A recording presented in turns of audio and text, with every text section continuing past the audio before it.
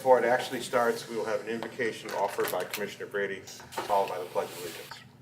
Today, O God, we ask for your Spirit to be at work in our midst, that you might stir up in us the gifts that we need to lead this city with integrity and to focus on the task at hand. Give us the courage to consider all those who are affected by the decisions that we make. Help us remember those who labor on our behalf, our employees and our vendors, and all those whose livelihood is connected to the city of Sandusky. Amen. I pledge allegiance to the flag of the United States of America and to the republic for which it stands, one nation, under God, indivisible, with liberty and justice for all. Mr. Presser, would you call the roll, please? Ms. Twine? Here. Mr. Waddington? Here. Mr. Lockhart? Here. Mr. Murray? Here. Mr. Here. Ms. Lloyd? Here. Mr. Poole? Here. Commissioners, you have before you the minutes of our meeting of May 29, 2018. With pleasure. Mr. Chairman, Mr. Waddington. I move that we accept the minutes of the May 29th meeting and dispense with the formal reading. Second. Been a motion, second. Discussion? Without objection, the motion will be approved. Without objection, the motion will turn to audience participation. Anyone wishing to speak to any of the 7 items of regular business that we have on our agenda tonight, please step to the microphone, give us your name and address, and share with us your thoughts. As usual, if there are questions that come up or questions that you ask, we will endeavor to answer those as we take up individual pieces of legislation. Thank you, Mr. Mayor. Commissioners, Tim Schwanger, 362 Sheffield Way. The 2 items that I have would be, the first one is on a presentation you're going to receive tonight on the Sandusky Bay Pathway. I'm here representing Save Our Shoreline Parks. When you get to that presentation, you're going to want to maybe pay attention to page 50, if she shows that on the screen. That is the Pier Tract proposal, which would run from First Street all the way through Battery Park. That's been a contentious item for over 30 years. Just here to tell you, remind you actually that the city purchased that property from the Cove area all the way down to Ogon Street probably 40 years ago. And the purpose of that purchase was exactly what this plan calls for public transportation, whether it be walking, bicycle, even maybe a street. At that time, they talked about a street. Boy, I'll tell you what, they've gone through this for 30 years through 6 city managers, and I got to tell you, I'm very hopeful this time. I hope to see it in my lifetime because I intend to live forever. The only drawback on what this plan proposes is that they're proposing a $7 million project, $4 million of which is a bridge over the Cove. And I'm here to tell you that if that becomes cost prohibitive, if we can't do that, all the people in the Ogons and McEwen Street area have asked for is just to have that Pier Tract open from Ogon Street to the opening of the Cove, and then you turn around and go back the other way. It would be what we typically call a node for the Sandusky Bay Pathway, okay? So just keep that in your minds as we proceed. I know that this here is not like the first phase of this entire project. Hopefully in the next 4 or 5 years, once this property here is developed, that we can use that TIF money or pilot, whatever they're going to call it, to do this project. Item number 2 is the SID, the Special Improvement District, which is on the agenda tonight. The questions I would have for Mr. Griffith and maybe City Commission would be, what is the city's cost for 2019 in the attached documents? I didn't see the final. I saw the square footage or the linear footage, but I didn't see the cost to the city for that program. I'm also seeing where the city's still going to be shoveling the snow in the downtown property owners in front of their businesses. I was under the impression, I think the public was under the impression that with this SID program, that the SID would actually take care of the entire sidewalks in that SID boundary, leaving our people, the city's people, to go out in the other areas of town to remove snow in the other areas of town. That is a little bit of a disappointment to me personally. And also, the other question would be, what is the actual percentage? I assume that the SID tonight on the agenda is the final boundaries. How much of that percentage is going to be part of the city's responsibility, or actually part of the SID, the Sandusky's part of the SID? Thank you. Thank you, Mr. Is there anyone else present wishing to address the commission, mortal or immortal? Bob Hare, 212 East Water Street, of the mortal persuasion. Just here to express my support for the SID. I'm anxious to get some dollars set aside for the downtown area and get some maintenance done and get some cleanup done. And I'm starting to see some of that already. We've had some graffiti removed and seems to be working out pretty well. So appreciate you taking this up and appreciate your support in putting this through. Thank you. Thank you, Mr. Chairman.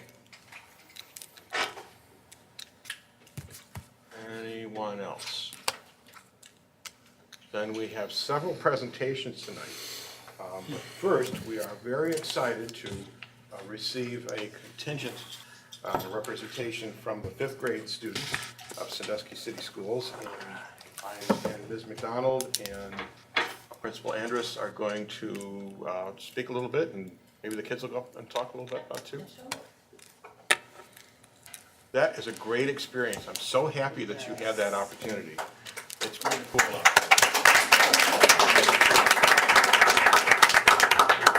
We're excited by the experience as well. As some of you may know, back in the day when Mills was a sixth grade building, it was part of our sixth grade curriculum that all sixth graders would go and spend the night on the island and get this experience. And for one reason or another, we suspended that trip, but this fall, we began talks with the city and celebrating the bicentennial with Mr. Klein's office, with Mackenzie. How can we bring this trip back? So we were very fortunate.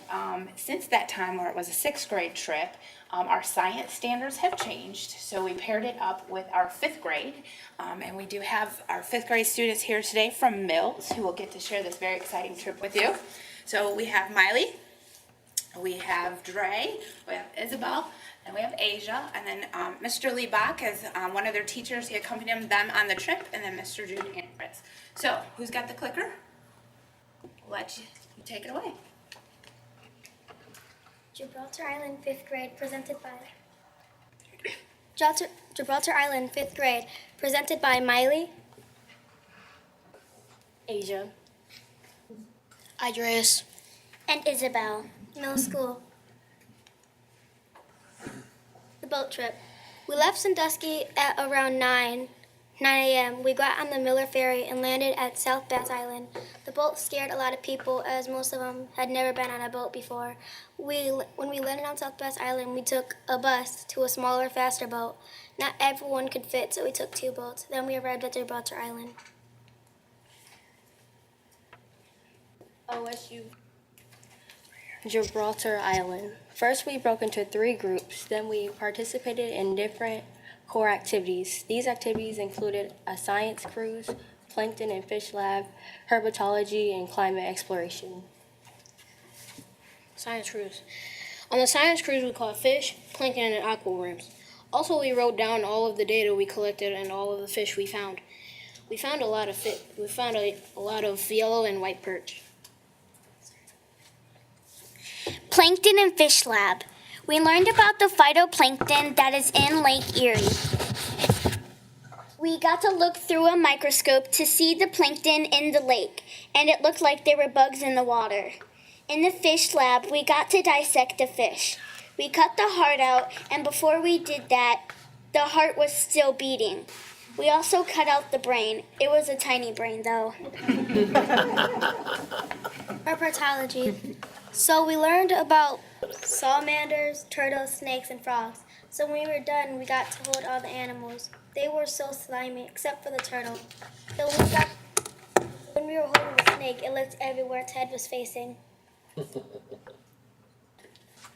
Climate exploration. On the boat, we did climate exploration. When we did this, we lowered the device into the water and got the temperature from the water from the device. Then one of our classmates had a sheet of all the things we went through the whole boat trip. Most interesting thing that we learned. The most interesting thing that we learned is when we cut out the heart and then we put it on our wrist. Another interesting thing that we learned was when we learned about herpetology and when we got to hold the animals. Favorite moments. One of our favorite moments about the trip was dissecting a fish in the fish lab. Another favorite moment was when we were on the boat and caught fish and different types of plankton. Questions we still want to explore. They showed us a lot, so I know lots of us have questions. I know I do. How many animals do they collect a year? Why do they have Newton on the island? How long does it take for snakes to shed their skin? Are the animals harmed when they find them? Thank you, Sandusky. We'd like to thank the City of Sandusky for our trip to Gibraltar Island. Our 5th grade class really appreciates the experience we had on the island.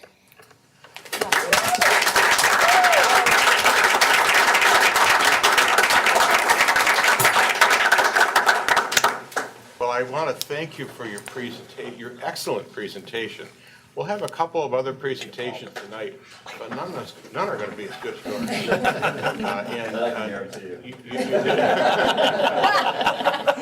That wasn't meant as a slight to anybody. You guys just did an excellent job. You did it with a lot of enthusiasm. You did it with joy. I could tell that you enjoyed the trip. You are wonderful representatives of your school system and your classmates, and I hope you keep having that curiosity that you get from science. And from the, the skill of recording it all, right? Because that's what you did. You looked at things, you explored things, and then you made a record of it so that nobody could doubt that when you went back later on to say, no, this is what we saw for sure. So keep up the good work, and thanks for coming here tonight. Thank you.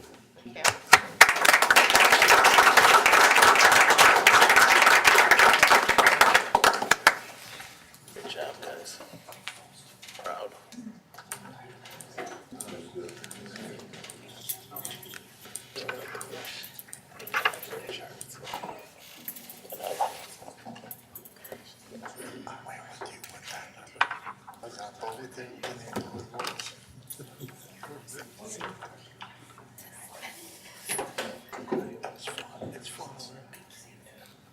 While we're transitioning, I'll tell the folks at home who can't necessarily see what's going on in the room. Turns out the best way to fill a room like this is to invite children, because there are all sorts of people that are curious and excited to follow what they have to say. And they all have emptied out of the room at this point in time, but we thank all of the parents and students and the teachers for being here. Next, we have a presentation. Who's going next here? Okay, Michelle Johnson with the Environmental Design Group is here to give us an update regarding the Sandusky Bay Pathway Project. Michelle, welcome. Great, thank you. I'm not sure how I got signed up to follow that, but I'll do my best. Thank you again for having us. We are here to present the final plan for the Sandusky Bay Pathway update. In effort of time, I'm going to go through this pretty quickly, basically skip all of the existing conditions, all of the process, and kind of get to the final recommendations. And at the end of it, if we have questions, we'll go back in more detail for any of the specific areas that you might have questions about. The big thing that I want to cover is that this is an update. This plan was done back in 06, 07, and then as part of your bicentennial vision plan, it was really encouraged by residents and stakeholders to kind of readdress this.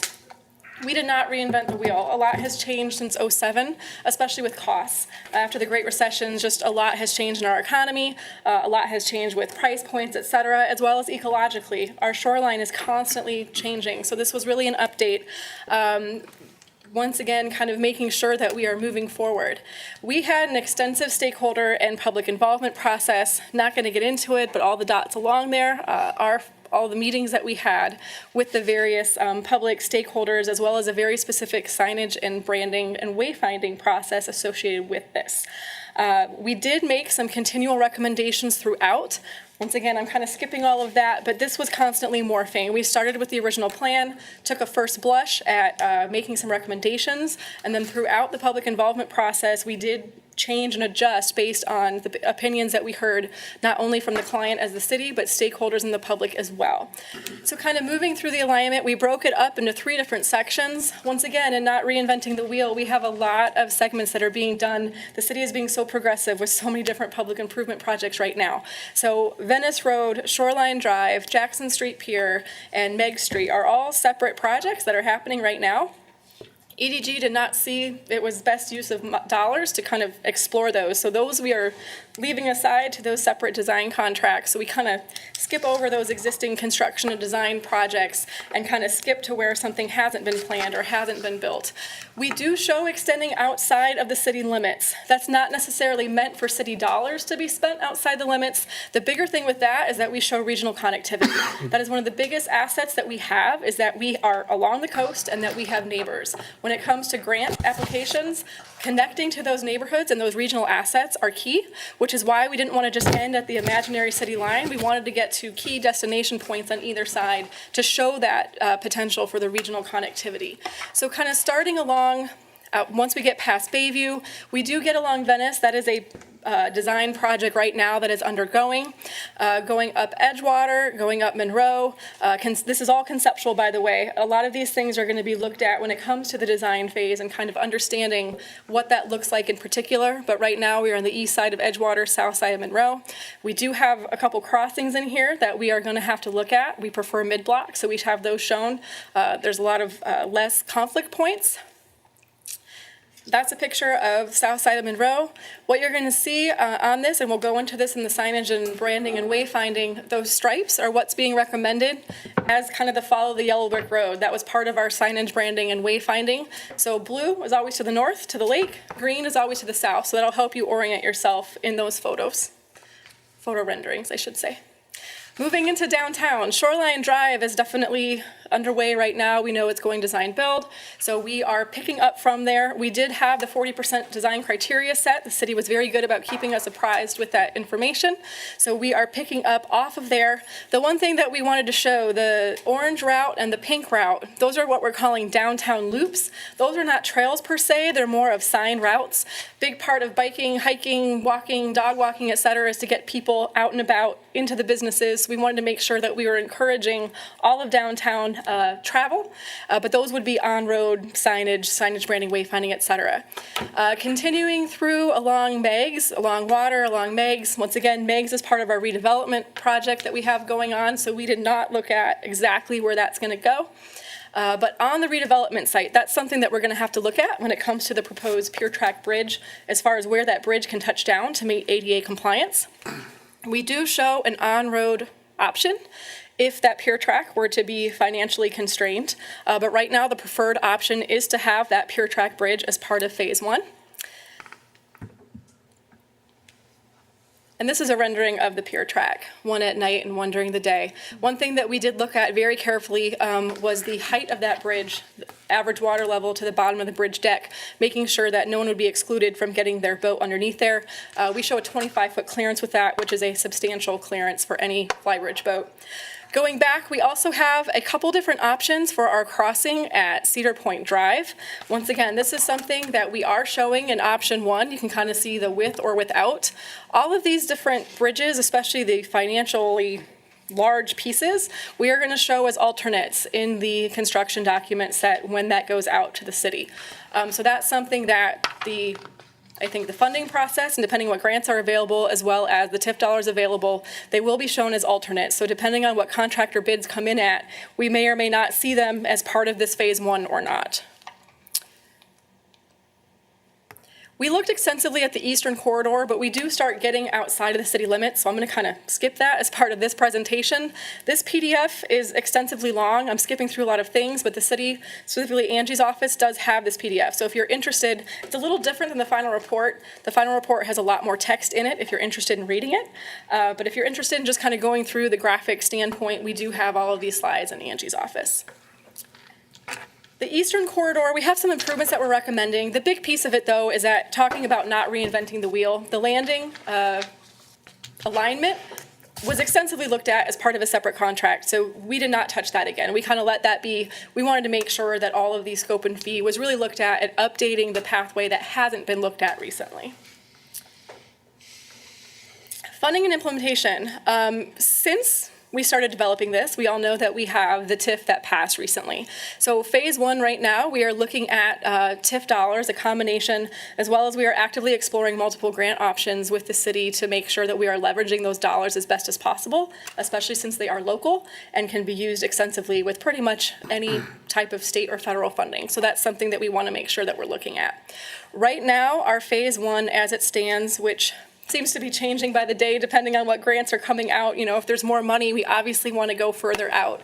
But extending the edge of Edgewater all the way through the Pier track into the Pipe Creek edge of Landing Park. We're feeling like we can get that far. We really want to utilize the Venice Road project and try to get to that edge.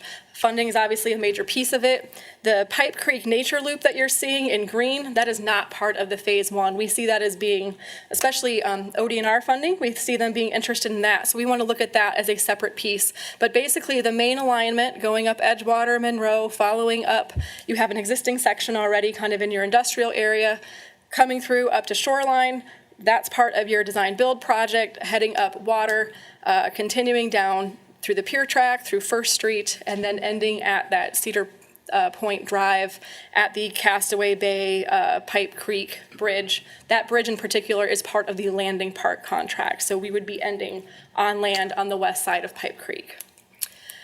Branding, signage, and wayfinding. We did a whole separate process as part of that. I'm going to skip through all of the conceptual and go right to the preferred alternative. This is still conceptual, but this is the preferred alternative. The Great Lakes coastal theme that we developed as part of the Landing Park project. We showed that to the clients and stakeholders and public, and luckily it was hands down the preferred color palette and material palette to all three groups. So we were able to continue that, which we think will be a really nice blend all the way through the city. Obviously, we're going to have a little bit look and feel at Landing Park compared to in downtown Sandusky. And I think with the material palette and color palette that we have, that will be, I think, a nice cohesive way to pull things through. One thing that we do have is your existing signage and wayfinding that's citywide, the actual colors from it. So we were able to make sure that the colors that you see on the screen, the secondary and accent, very much on a color wheel complement everything that you have installed today. That was very important to make sure that they weren't in conflict of each other. So what you are looking at right now is our final conceptual design. We are looking at once again, that Great Lakes coastal, kind of this weathered wood look. It would be prefabricated. We're not looking at actually using driftwood because it's too porous. We want it to look as close to driftwood as possible. It looks like something that would wash up on the shores of Lake Erie, and then pulling in with that natural look, kind of that industrialized metal, kind of a Durandic bronze color, almost black but not quite. Seated mile markers. We did go through an extensive process of trying to develop some banners and some overhead shade mechanisms in areas, especially like on First Street, where we have a lot of openness, not a lot of trees, making sure that we're providing some nice resting points along our nodes. For better or for worse, we ended up picking prefabricated ones. So those exist. We can customize the colors, make sure that they follow our specifications and fit with the project. So those are nice. Custom banners, those will have Sandusky Bay Pathway written on them in various forms. For this project, we wanted to make sure that we are focusing on color and shape and design intent, not necessarily text itself. We'll do that in the actual design process. I talked about Follow the Yellow Brick Road. We ended up doing a very, very simple pavement application from an O&M operations and maintenance standpoint. It's a simple stripe on either side. We see this on all asphalt and concrete surfaces. We're not sure if we can apply it to the boardwalk surfaces or not and actually let it stay. We're going to have to explore that when it comes to design. But we want to make sure that, especially in the more urbanized areas, that people always know that they're on that pathway. So in combination of the striping, the banners, the overhead shade structures, we're feeling pretty good that this is something that people would be able to recognize. Those mile markers that you're seeing, that is up in the air, a little bit more maintenance when it comes to restriping, so we're going to have to see what that looks like. We did develop a custom seat wall. This morphed through the process. It was actually part of a not preferred alternative, but people liked it so much that we redeveloped it to fit into this option of the signage, branding, wayfinding. We see those occurring at some major key points along the pathway, create some really good photo opportunities, Instagram, et cetera, of being able to check in and creating that sense of place. So with that, we'll open it up to questions. I know that was a lot to go through in a little bit of time. Thank you. That was very quick. And thank you for the great material that you provided. We had a chance to review that over the weekend, and that was, of course, very detailed. Commissioners, questions or comments? A couple of Ms. Johnson things that I want to bounce off that you said. And just so the folks back home know that the ODNR grant that we received actually requires that we take a look at connectivity outside of the city. And that is, I know, something that is preferred in terms of being able to get additional grants in the future. If we have a plan that shows how, if they fund something, how that will connect to other communities. So I think folks need to appreciate that that's part of why that's in there. The other thing that I want to make sure that people know, you said it, but I think we can state it a little bit more emphatically. We are not allowed to spend money outside the city. And Mr. Harris or Ms. Soloway will make sure that that doesn't happen. So folks at home don't need to be concerned that we're going to be funding parts of the trail outside of the city of Sandusky. And then finally, with respect to the Pier Tract, I want to emphasize something that Mr. Schwanger said. If we don't figure out a way to open up that Pier Tract at some point, either with a bridge or by making it available to the public, at some point in time, I'm going to come back and haunt the next commission in years to come, because that needs to be opened up. It belongs to the city, and it's rightfully something that should be enjoyed by the public. Additional questions or comments? Mr. Chairman, Spool. what do you envision as a time frame for dealing with this Pier Track issue so we know where we're going? I don't want to hold up or tie up money that could be used otherwise to complete this project. When we're going to Any deal sense with it? of what a timeline? I'm sorry, excuse me. When we're going to deal with it? Make decisions and/or discuss pros, cons. There seems to be a lot of different issues here. One, whether or not we own it. Two, whether or not it's worth investing the money in building a bridge, because there's an alternative on the table. When do we get to that? You did say it was phase one, right? As of now, the bridge is a preferred alternative within the phase one. Okay. Mr. Whoopser, Mr. Harris, maybe you could address the question Mr. Poole has posed in terms of what the process is. I kind of gloss over this and make light of it, but there are serious legal issues to be sorted out. There are people that have different opinions on that issue. Could just give us an idea of how that might likely get sorted out, or what a time frame might be. I'll start through the commission president. Justin and I actually met this morning, and this is one of the topics that we discussed, is setting a timeline, because the goal, now that both the pathway plan, assuming the commission sees fit to adopt this tonight, as well as the landing plan, which includes a portion of the pathway from Pipe Creek to the city limits, will begin design phases quickly as to understand what is necessary as it relates to determining, sorting out any legal issues and any right-of-way acquisition needs that are possible, that are necessary throughout that process. Justin intends to lead that process internally and call together quickly Director Klein, Director Lasko, and Director Byington to kind of put together a list of the properties that are of the most interest and that may have the most complicated issues, so we can do that as on a one-off basis, even as we begin the larger process with long-term. What we've done in the past with, say, like the East End Sewer Project, is then to, for the properties that we need to acquire an easement over, is to have a right-of-way acquisition firm begin those negotiations for us. But with that, I can turn it over to Justin and talk about the timeline for what that will look like going forward. Through you, Commission President, and piggybacking on what City Manager Wooster said, we have examined some of the pinch points, what we would call them, in terms of properties that we believe that there's either a dispute and or a difference of opinion as to who properly owns the property. So first, we'll try to do it cordial with folks and share our research with them and give our position. They may or not disagree. We will try to negotiate through that firm that Mr. Wooster indicated, to try to negotiate some sort of easement rights over, to allow access over some of these properties. If we truly and strongly believe that we own the property, we'll cross that bridge when it comes, and there's various mechanisms you can do to acquire, the property and or just assert your rights. But from a timing standpoint, we're going to look over that over the next 3 months, kind of pinpoint the actual properties that we think we need to sit down with those folks. I know we're gonna bring in Director Lasko, because from a community development standpoint, he has relationships with some of those folks on other properties and developments, and bring him to the table to maybe negotiate as well without outsourcing some of the negotiations. And then hopefully we'll come to some sort of agreement. But I believe that the plan, with all the alternatives that they have factored in, will allow us to complete this pathway, depending on how much pushback we get from those properties. Thank you. Additional questions or comments? Thank you, Ms. Johnson. We appreciate your work, and we look forward to taking up the legislation, and I hope beginning a process of executing on this grand plan. We loved working with the city on this, so thank you so much on behalf of EDG.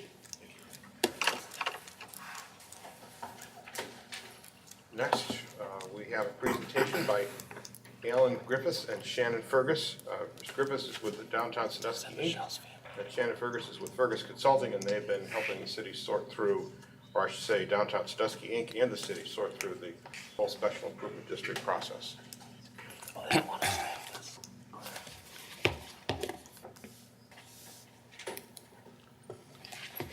Pardon me while I ruin the technology. Let's see. Go. Full screen here.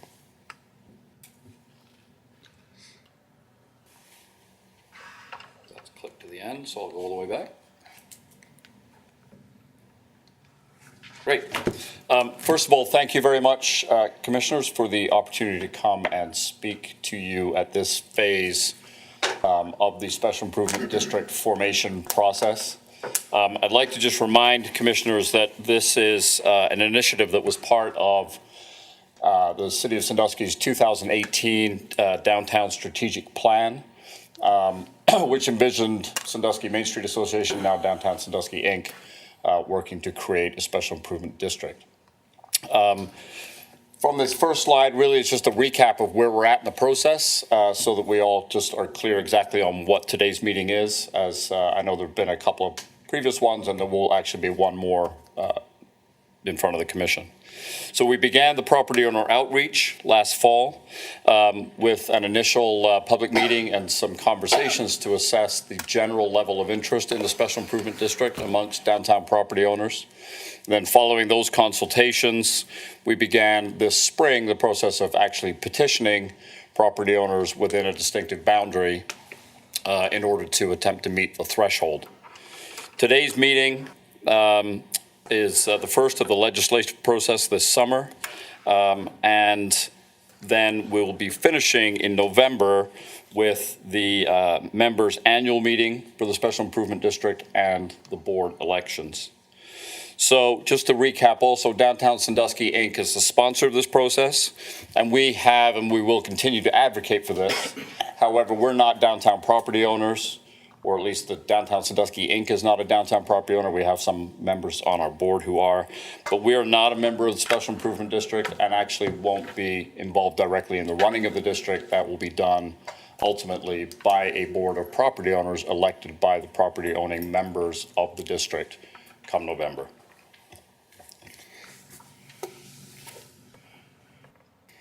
So this is now the finalized boundary, which is being proposed to you tonight. And on passage of the legislation in front of you, these boundaries would be final. Included also in the packet you received are the articles of incorporation, and these would be final per this legislation.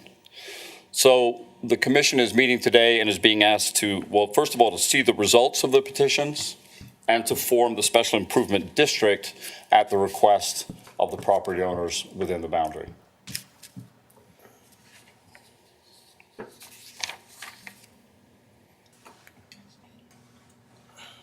As a reminder, the assessed values for commercial assessments were 0.1925% of total market value as established by the Erie County Auditor. For residents or residential properties, it was 0.1575% of total market value. And the residential piece, that percentage increases 10% a year. So it's 10% 10% of the percentage, if that makes sense, every year over the 5 years, ending at 0.1695%. And that was a decision we made during the initial evaluation process because of the recognition that the residents aren't necessarily drawing income from their property, and therefore their ability to pass that on to others is limited. I would note that within the district, the total value of city property, and this goes some way to answering Mr. Schronger's question, the total value of city property within the district is $1.54 million, which would leave an assessment to the city of Sandusky of $4,100 per annum for the 5 years. And those numbers, by the way, are based on 2018 valuations. So based on 2018 valuations, the estimated yearly budget for the district is $118,000. The actual monies will be assessed based on 2019 valuations, and so there may be some changes in that going forward. So the big reveal. As you know, under statute, the requirement was to receive 60% of the frontage within the district. I'm happy to say we received 67.4% in total.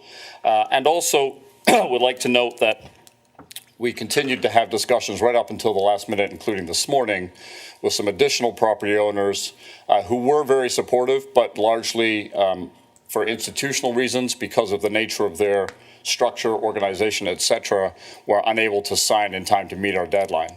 Those property owners represent about another 8.5% to 9% within the district.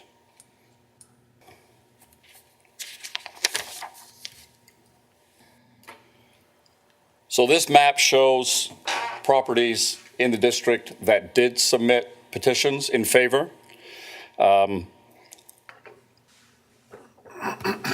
So it just gives you a sense of the footage and the coverage. The sort of blank spots on the map that I'll highlight, obviously we have the Erie County building just off Washington. They're exempt as a government organization and chose not to participate. We have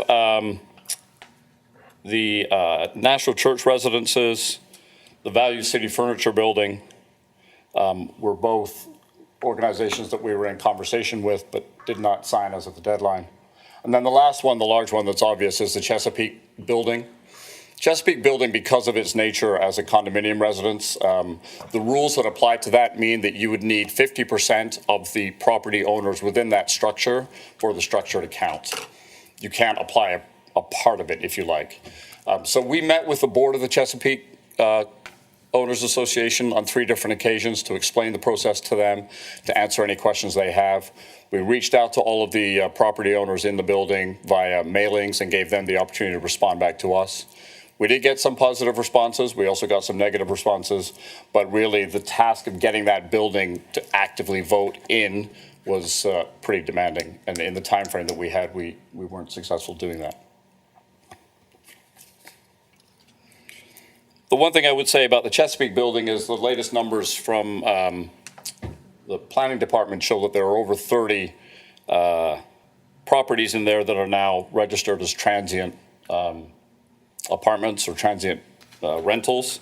And our belief is that Special Improvement District will add value to the guest experience for those people and add value to their ability to A, fill their bookings, and B, increase their rentals. On that note, there are a number of studies that do show that special improvement districts are an integral part of a developing downtown. And I would reference the city manager's very good State of the City address, in which he talked about some of those key constituent elements of downtown. And special improvement districts are clearly part of that going forward, and we feel strongly that that's the case. There are some very good studies, too, that show that that they improve the perception and impressions, not just for visitors, but also for residents going forward. So finally, there's some next steps here. Not finally, I've got 2 more slides, I'm sorry. This is the first of 2 pieces of legislation that are required. The next one would be after the, assuming if the commissioners choose to approve this legislation this evening, after a second reading, there'll be the requirement to actually pass legislation to levy the assessments themselves. And then those assessment numbers, which have been finalized, would be submitted to the Erie County Auditor. The last piece of the process then would be the special meeting of property owners, which has to be held in November by statute. And that is a meeting that elects the permanent board of trustees to the special improvement district, which would be, we can talk later if you want about how that's proposed to be constituted and who would make up that board. But essentially, there's some city representation. The majority of the board, however, is property owners within the district. And again, the process for establishing that, et cetera, is all controlled by the legislation that governs this. So the funds then for the Special Improvement District will be collected in 2019 as part of the normal tax collection process by the county and dispersed first in May and then in September back. There are two mechanisms we have to check with Erie County. One is either they deliver it straight to the Special Improvement District itself. There may be a mechanism whereby it has to come through the city and then be voted at the commission for those funds to then be dispersed out to the Special Improvement District. But the first funds wouldn't be available until May of 2019. I wanted to talk just a little bit, because I know there were some questions about what the elected board is responsible for and what they will be doing. Their first order of business will be to determine the final 2019 service plan. You have in front of you in your packet the service plan that was distributed as part of the petition. That service plan was drafted by Shannon Fergus with downtown Sandusky, but that only provides a list of the things that the Special Improvement District Board may do in the course of its activities. And they can choose to either do all of those things or some of those things, depending on their view of their priorities and, of course, their budget. So they will be doing that as a first order of business. Once they've determined the service plan they wish, then that will drive the budget, and they will confirm a final budget to implement that service plan. That budget, and indeed all documents related to the Special Improvement District's board meeting, will be subject to Ohio's sunshine laws and available for public review, as would any business being conducted at that meeting. So to answer Mr. Schwanger's question about snow removal, one of the things that the Special Improvement District may not do is replace existing city services. So if the city is currently plowing the sidewalks, the Improvement District by statute may not plow the sidewalks instead. It can provide and has the ability within the service plan as drafted to provide additional snow removal services. For example, things like cutting open pedestrian access areas that are blocked off by the snow plows as they come through, or providing additional services to property owners. Okay, so that kind of cleanup after the plows have been through is the sort of thing that the Improvement District workers would be able to do if that was what was part of the final service plan that the board agreed. So in the interim between the final passage of legislation and the board standing up in November, there's a group of incorporators. Those incorporators, again, established by statute, and they act as an interim board essentially to do the sole job of running the November meeting. So they will submit the public notifications, let the CID members know that that meeting is taking place. They will also solicit from members in the district board nominations and present those as part of the electoral process. The incorporators of the Special Improvement District at this time, too, will also provide a draft budget for the service plan and options for review by the actual board when it stands up in November. The aim of that really is just to save the board some time, give them some options and say, here's a breakdown of what these items in here are going to cost and how you might deliver the services. As you can appreciate, looking at that service plan, the CID board could decide to hire one person to kind of do as much of that as they possibly could, or they could contract with a local company like a landscaping company to do certain elements of it, or they could go out and hire, a company like Block by Block who provide a more comprehensive suite of those services. We will price out those various options and give that board the options to consider going forward. That's the end of my presentation. I'm happy to take any questions on any of this that any commissioners. Thank you, Mr. Griffiths. Thank you. Questions, commissioners, questions or comments? Mr. Chairman. Mr. Brady. Mr. Griffiths, your explanation of the snowplow concept is interesting, and I presume, and correct me if I'm wrong, that is so we are not displacing, we're not putting people out of work by having that provision. Is that the thinking behind it? Mr. Harris, you have a... Through you, Commissioner President, to Commissioner Brady, the reason why that's in the Ohio Revised Code is because, well, you can't lose sight of is that the folks inside of this district are still paying the same taxes that people outside of the district are paying. They're paying an additional assessment or additional tax. So the legislators, which I think is the smart decision, said, you're paying extra. We're not going to take services away from you that you would have otherwise gotten. But for this is in addition to. So by law, everybody pays taxes equally. They're paying an additional tax for additional services. Great point. Thank you. That's an excellent point. Additional questions or comments? Mr. Chairman, Cool. Mr. Griffiths, all the parties that are affected by this inside this district are aware of the particulars of what you've told us, not with regard to what it's going to cost them, what they may or may not get. Everyone that's going to be affected by this, if we vote yes to accept it, since you folks took care of it, not the city folks, Sure.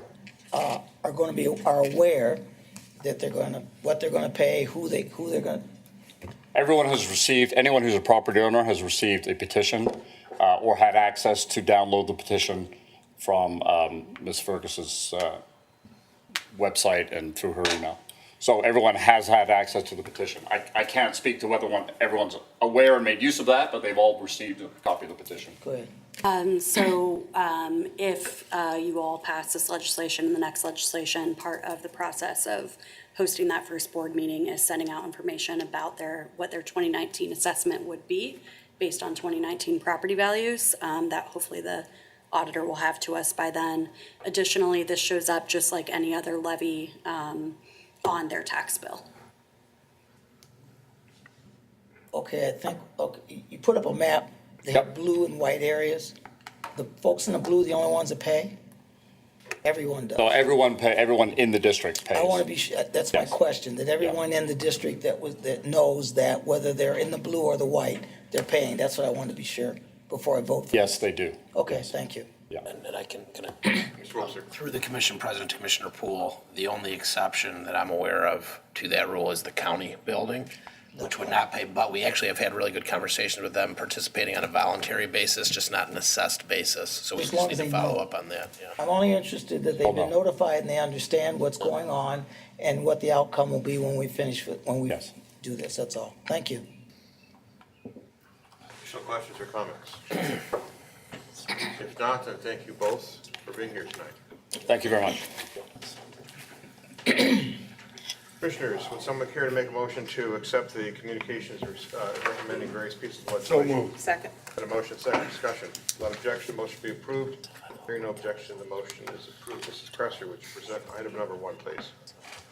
Item number 1 is the first reading for an ordinance approving and adopting the Sandusky Bay Pathway Update Plan for the city of Sandusky. Commissioners, having heard this communication, how do you wish to proceed? Mr. Chairman, Ms. Twine. I move for the adoption of this ordinance under the first reading. Second. Been a motion and second discussion. Ms. Cresser, would you poll the commissioners on the motion, please? Ms. Twine? Yes. Mr. Waddington? Yes. Mr. Lockhart? Yes. Mr. Murray? Yes. Mr. Brady? Yes. Ms. Lloyd? Yes. Mr. Poole? Yes, That passes on first reading, subject to being taken up again in our next meeting. Item number 2, please. Item 2 is a resolution approving the master petition, initial plan for public services, and articles of incorporation for the creation and governance of the downtown Sandusky Special Improvement District under Ohio Revised Code, Chapter 1710. Commissioners, having heard this communication, how do you wish to proceed? Mr. Chairman, Mr. Brady. move for the adoption of this ordinance at the first reading. Second. Then a motion and second discussion.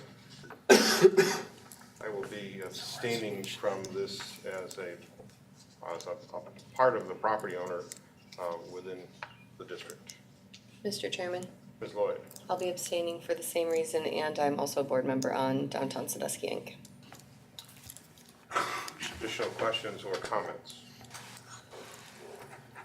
Mrs. Cresser, would you poll the commissioners on the motion, please? Ms. Twine? Yes. Mr. Waddington? Yes. Mr. Lockhart? Yes. Mr. Murray? Abstain. Mr. Brady? Yes. Ms. Lloyd? Abstain. Mr. Poole? Yes. That passes on first readings. Item number 3, please. Item number 3 is an ordinance declaring that certain real property owned by the city as part of the land reutilization program identified as parcel number 57-05225.000 located on the north side of North Depot Street is no longer needed for any municipal purpose, and authorizing the execution of a purchase and sale agreement with respect to that real property, and declaring that this ordinance shall take immediate effect in accordance with Section 14 of the city charter. Commissioners, having heard this communication, how do you wish to proceed? Mr. Chairman, Ms. Ms. Lloyd? I move for the adoption of this ordinance under the suspension of the rules and in full accordance with Section 14 of the city charter. Second. Been a motion and second. Discussion.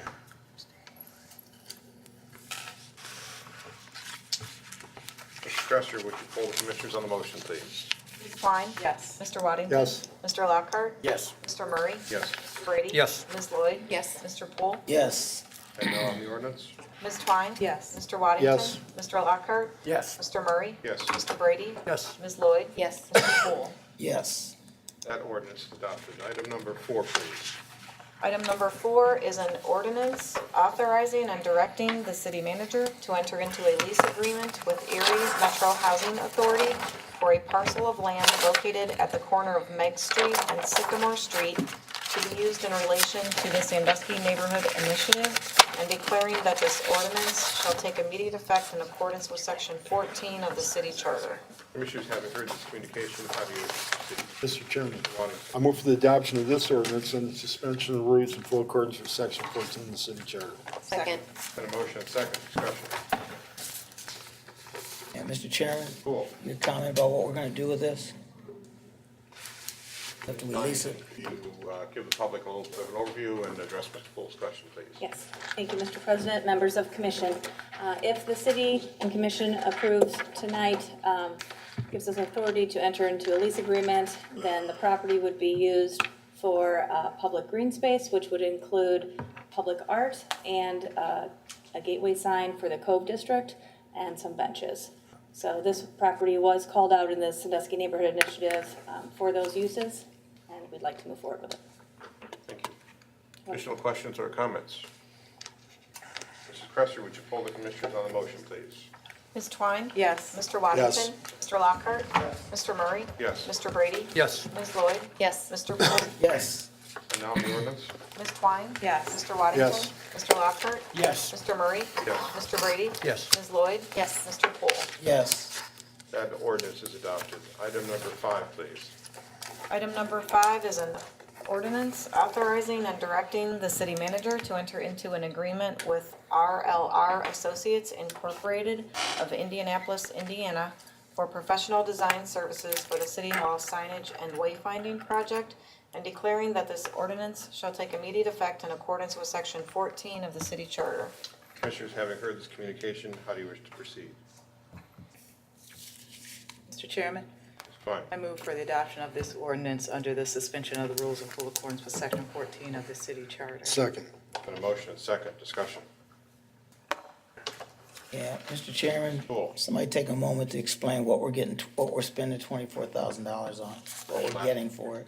Pardon me. Mr. Gasco, why don't you take a swing at that, if you would, please? Sure. Mr. President, members of commission, just to walk everyone back, what now would be all the way to 2016 when we first sort of undertook the revamped City Hall project. During those presentations, when we were going over the potential construction costs and the budgets for those projects, we were very clear and concise in our presentations that there were several items not included within those initial budget estimates. That was everything from data, security, audiovisual, exterior and interior signage, moving expenses, and potentially furniture. These are all costs that were outside of those numbers that we made public, but also understand that each one of those items has to come back to commission as we're in the construction process, and hopefully over the next couple of weeks, we'll be bringing several of those back to the commission for consideration, myself and also Director Hamilton as well. So in 2018, we put out several RFQs, one of them being for signage design. We received proposals back, and through that review process, we decided that RLR out of Indianapolis, Indiana was sort of the most experienced, particularly as it relates to municipal and quasi-public facilities, with an emphasis on sort of the interior wayfinding process, which is actually a very important component to municipal and quasi-public buildings. So from that, we asked them to present us with a proposal to undertake several things on the city's behalf. In the attached proposal, what they'll be basically coming up with is both a design, an actual sort of color palette and material design, but also a series of locations and quantities for everything from building entrance signage, interior building directories, directional panels, departmental and service identification, space and room identifications, and sort of the regulatory and etiquette signage that's necessary in public spaces. They're also going to take concern for sort of the historical architecture of the facility as well, both on the inside and outside. So in the attached proposal, they've broken the project into several phases, which sort of includes a discovery, programming, and schematic design component, then bleeding into sort of the design development and documentation, getting into construction drawings and specifications, which are going to be important for us to actually bid out the fabrication and installation competitively outside of the design process. There is a base, sort of from a cost standpoint, the base contract is just for over $24,000. There is sort of an optional $3,000 component, which can only be tapped into at the city's discretion in the event we want this firm to assist or participate in answering questions or providing clarity when we go to actually publicly bid the design, or excuse me, the fabrication and installation. We have the ability to lean on them if necessary, but only at the city's discretion. So the contract could be as high as $27,015, but the base contract is $24,015. Thank you, Ms. Lasko. Commissioners, additional questions or comments? Mr. Chairman, Mr. Brady. I'll be abstaining from voting on this issue as I own a company that may participate in the next phase of this, and I do not want to tempt the Ethics Commission to put me in jail. Ms. Lasko, I certainly think it's important to spend the money to get this right. If you've ever seen, I'm sure you have, and everyone around this table, probably everybody in this room, has seen people kind of stumbling around this building, trying to find where to go, what the right office is. It's just very poorly signed, and I look forward to having a good sign-in package. Additional questions or comments? Ms. Cresser, would you poll the commissioners on the motion, please? Ms. Twine? Yes. Mr. Waddington? Yes. Mr. Lockhart? Yes. Mr. Murray? Yes. Mr. Brady? Abstain. Ms. Lloyd? Yes. Mr. Poole? Yes. And now on the ordinance? Ms. Twine? Yes. Mr. Waddington? Yes. Mr. Lockhart? Yes. Mr. Murray? Yes. Mr. Brady? Abstain. Ms. Lloyd? Yes. Mr. Poole? Yes. That ordinance is adopted. Item number 6, please. Item 6 is an ordinance authorizing and directing the city manager to enter into a contract with Precision Paving Incorporated of Milan, Ohio for the 2018 sidewalk repair and replacement project, and declaring that this ordinance shall take immediate effect in accordance with Section 14 of the city charter. Commissioners, having heard this communication, how do you wish to proceed? Mr. Chairman, Ms. Lloyd. I move for the adoption of this ordinance under the suspension of the rules and in full accordance with Section 14 of the city charter. Second. There's been a motion and second. Discussion. Mr. Klein, anything you'd like to add to your communication and give the folks some perspective on what it is we're doing again this year? Sure. Through you, Mr. President, to the commission and the residents, this is the annual sidewalk project that we've done since 2016, since the passage of issue 8. This year, we are adding some additional funding to this program. Typically, we have $100,000 this year. We've added about $50,000 and $15,000 from the parks budget and from the neighborhood initiative to help towards the Central Park improvements. We want to make sure that the sidewalks, the ramps, and there's a lot of improvements on the north side as well near the drinking fountain. So that's something new that we're adding, and it was nice to be able to pull different funding sources to get the best bang for our concrete dollar. So in addition to that, we are going to be doing some transit station work. There's one slab that needs to be done to meet a consent order. And the last piece that we're looking at is doing some work that we're still not exactly sure what we're doing, but we have the contractor looking into what exactly we want to do to handle some trip hazards and things like that on the Meg Street Pier.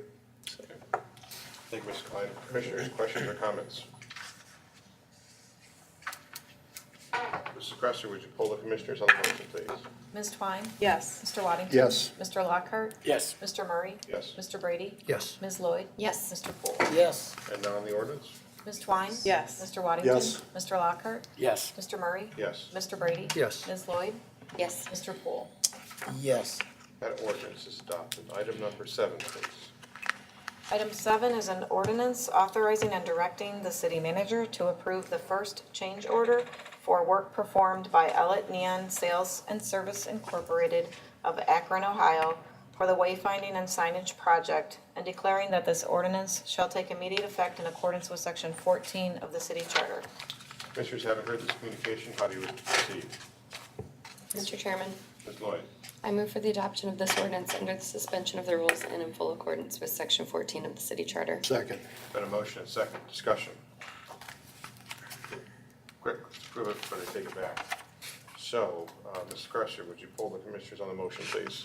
Ms. Twine? Yes. Mr. Waddington? Yes. Mr. Lockhart? Yes. Mr. Murray? Yes. Mr. Brady? Abstain. Ms. Lloyd? Yes. Mr. Poole? And now on the ordinance? Ms. Twine? Yes. Mr. Waddington? Yes. Mr. Lockhart? Yes. Mr. Murray? Yes. Mr. Brady? Abstain. Ms. Lloyd? Yes. Mr. Poole? Yes. That ordinance is adopted, and that completes our regular agenda items. We turn it over to Mr. Whoopser for your report, please, sir. Thank you, Commission President, Commissioners, audience, and staff. I will start with new and old business this evening. Wanted to provide an update that we are in the final development stage for the new city website. Over the next few weeks, visitors to the city's website may get a glimpse at the new design and features as testing begins to ensure the new website is working properly. The first phase of the website should be up and running in the next few weeks. I want to thank Stuart for his work on that and his team, as well as Leslie from my office, has been integral in assisting with that project. In the police department, we want to provide a hearty congratulations to Sergeant Dawn Allen, who completed the 11-week leadership course through the Ohio State University Public Safety Leadership Academy. I know Chief Orzek and others had a chance to go down for that graduation, and it's shown continued investment in the professional development of our police department. Also in the fire department, the department received a 2018 Mission Lifeline EMS Bronze Level Recognition Award. The American Heart Association recognizes that pre-hospital personnel are the first providers of care to patients suffering from STEMI heart attack and are an integral part of the STEMI system of care, impacting the overall care and outcome of the patient. So we commend the fire department on that great work. Also for the finance department, there will be a public hearing on Monday, June 25th regarding the 2019 tax budget. This is required per Ohio Revised Code Section 5705.30. We'd also like to welcome new employee Tanya Wechter to the Customer Accounting Office. She started on May 31st as a senior account clerk too. In addition to the website, the online utility pay project is in its final testing phase, and Director Soloway is hoping to launch that by the end of this month. I know he has been working very hard on that, and we think it'll dovetail nicely with the launch of the new website. Also, the next scheduled Finance Committee meeting is Friday, June 22nd at 7:45 a.m. Moving on to Public Works, Consumer Confidence. The 2017 water quality reports were mailed by Big Island Waterworks. Please refer to the city's website for more information. In community development, we're excited to announce that the Forest Sandusky LLC has been awarded one of 54 medical marijuana dispensary licenses through the State of Ohio Pharmacy Board. Based on this result, the company and the city will look to move forward on closing on the sale of the former Hoppers Mobile Home Park and Sunoco gas station at the intersection of Tiffin Avenue and Venice Road in the upcoming months, with construction commencing shortly thereafter. And I want to thank Matt and his team for their work that made that project possible. And also housing development and beautification program. The city is now fully committed at citywide program funds, thus further showing the great demand for those housing program dollars. Funding for the 6 selected neighborhoods from the Neighborhood Initiative Program do remain, with the funds that were set aside by the commission at the end of last year. Although those are going quickly as well. Matt just reported last week. So anyone with questions regarding whether they're eligible based on the property's location and any other program questions are encouraged to contact Debbie Eversole, our housing specialist, at 419-627-5832 or at deversole, DEVERSOLE, at ci.sandusky.oh.us. Moving on to the planning department, we'd like to welcome our new transit administrator, Nicole DeFreitas, who came from a water transportation organization, the Jet Express. Also, we have minor changes to Spark routes, especially Park 3, which will be implemented on July 1st of this year. Most notable changes are the elimination of 4 Spark 3 stops on the far west end of the route that are underutilized, and the addition of 2 stops at the Laundromat and Holy Angels Church on Tiffin Avenue. This is all based on demand for ridership, and ultimately when people aren't riding, they have to make difficult choices to make sure that the services remain viable. Also, all 4 Spark routes will hub out of downtown Sandusky instead of the mall, effective that date as well. The regular planning commission meeting is scheduled for Wednesday, June 27th at 4:30 p.m. in the first floor conference room. The regular Board of Zoning Appeals meeting is scheduled for Thursday, June 21st, at the normal meeting time of 4:30. There is no landmark commission meeting scheduled for June, and a public hearing will be held on June 25th in the City Commission conference room on the proposed overlay district for the Cove District neighborhood. Not to be confused with the Cove District on Cedar Point Drive, but the Cove District closer to downtown off of Meg Street. Also, moving on to recreation, quite a list of great things going on this summer as usual. There will be a Huron Park playground discussion on Monday, June 18th at 5:30 p.m. at the Sandusky City Greenhouse Pergola. The purpose of the meeting is to seek input on what kind of playground equipment community members would like to see at the park. Also, the summer playground program begins on Monday, June 18th and runs through August 2nd. The program will take place in Huron Park, Farwell Park, and Foxborough Park. Call 419-626-5888 for more information. Also, Bayfront Bazaar and Brew begins in its 2nd season this Wednesday, June 13th at the Sandusky Bay Pavilion from 5 p.m. to 9 p.m. And the Daddy and Me event will also take place I believe it's moving to Huron Park this year. The Daddy and Me event will take place on Sunday, June 24th from 2 to 4 p.m. at Huron Park. This event is for children and all fathers or father figures. It will include slip and slide, kickball, and free food. I know that I saw Tondra and Eric Jordan and Bridget Sanders who are promoting that event on a Between the Lines late last week, and we're very excited for that. Also, the Movies by the Bay for this evening is postponed until Monday, June 18th at the Paper District Marina. The feature movie will be E.T., and again, it will be on June 18th, and the film will begin at dusk. I believe this is, the 35th or 36th anniversary of the launch of E.T. Also, the Sandusky Recreation Camp, summer camps begin today. There's still time to register for camps. On-site registrations are also being accepted. For more information, please visit the city's website or call 419-627-5928. That concludes my remarks for this evening. I'm happy to answer any questions. Thank you, Mr. Wiltshire. Appreciate the questions and comments. Ms. Wiltshire, would you remind us of the money from the sale of the Old Hoppers mobile home site, the special fund that's committed to be available, if I remember correctly, for real estate purchases that the city might want to make? We have through the commission president to the commission, we have a real estate development fund, and we've looked at that fund as the appropriate place for that account. Although we've had some creative discussions about some projects that may have gap financing in that area that would benefit real estate adjacent, but maybe more in terms of infrastructure. Staff hasn't come up with any final recommendations for that yet, but we have had a few sessions to determine what might be the best use of those funds to support the neighborhood initiative in the shorter term. I guess I was primarily trying to pull out that it's not money that just goes into the general fund. Yep, exactly. Yep, exactly. Some additional questions or comments, commissioners? Any items of old business? Items of new business? Mr. Chairman, Mr. Lockhart. over the weekend, my throat's going out. Over the weekend in the Hancock corridor, We had a great weekend. We had 100 volunteers come in from out of town, Beulah Beach. And they were able to help fix, repair, renovate properties, both commercial and residential. If you go by, you'll see the Flash drive-through on Hancock has been repainted. A lot of properties were mulched and fixed. It was a great, great effort from that group of college students, I think they were. And there's continued improvement over in the Hancock corridor, so it's a major corridor, and it's a win for everybody, not just the people that live over there, but the whole city. So that's going ahead really nicely, so those improvements will be really welcomed. See, the engineering department completed the micro sealing, and that looks really great. I know you've done that in a couple different city or streets in the city, and some folks look at that and they say, well, you're just putting, you're just kind of spraying it and you're making it look pretty, but really what you're doing is you're sealing it and you're getting much longer life out of that pavement. And you've explained to us in the past, and I just want to remind folks at home that that is a way to really stretch our street dollars so that we preserve the most immediate investments that we've made so they last for a long time instead of having to tear it all up and repave it. It's much cheaper in the long run. So thank you for that advocacy, and thank you for getting that done. And Mr. Chairman, Yes. just to add to that, I think that the sealant that's over there is a special sealant, if I'm correct. Is it liquid road? It is. It's supposed to last even longer than the normal sealant, which we haven't done in many years as far as maintaining the roads. And so now that we're in the swing of things, the type of liquid road there is going to show us that we can maintain our roads even further down the road at a lesser cost, I believe, if I'm correct. Don't fawn on it over though. He gets. Oh, yeah.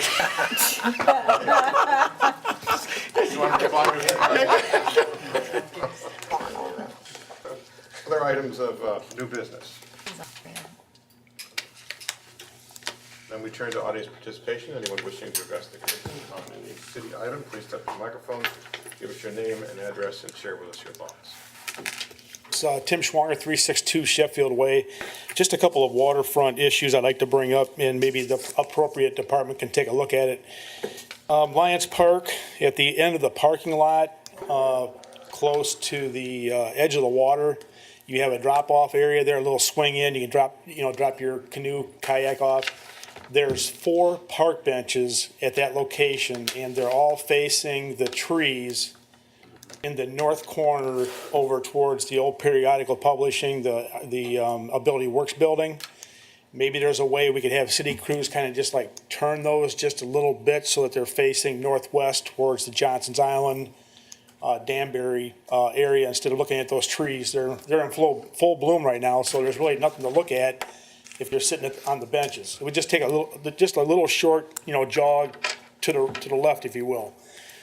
The other issue is, and I'm going to thank Mr. Klein and his crews for opening the splash pads early, and all drinking fountains are in early and operational in all the parks. We really appreciate that. Along with the splash pad issue is I've received a couple of phone calls and some private messages on my Facebook page and my personal account about dogs being on the splash pads while there's a ton of children. And number one, it's probably a safety issue, and number two, dogs have a habit of going wherever they feel like going, doing their business. And I don't think that there's any signs. I didn't see them saying no dogs allowed. Maybe that's something that we need to add some signage, and then maybe some enforcement to that. So thank you. Thank you, Mr. Swander. To that point, I'm sure the dogs aren't allowed in the splash pad. Mr. Harris, that would be surprising to me, but if we need to address that by ordinance, or Chief, maybe you want to weigh in on this, we certainly should put signage. And so a message to folks at home: don't take your dogs in the splash pad. You don't want to get people sick. It's just inappropriate. And another point, we're happy to see the splash pads enjoyed, but by Saturday afternoon, the splash pad at Huron Park looked like it was in the middle of a war zone. I mean, I'm overstating it, but there was so much trash. For goodness sakes, if you're going to enjoy, we want people to enjoy the splash pads, but be courteous to the folks who follow, please. There are trash cans down there that do get emptied regularly, and it'd be appreciated if people would pick up their trash behind them. Additional items of, I'm sorry, we're on audience participation. Anyone else wishing to address the commission? If not, then would someone care to make a motion to adjourn? move. Ms. Christie?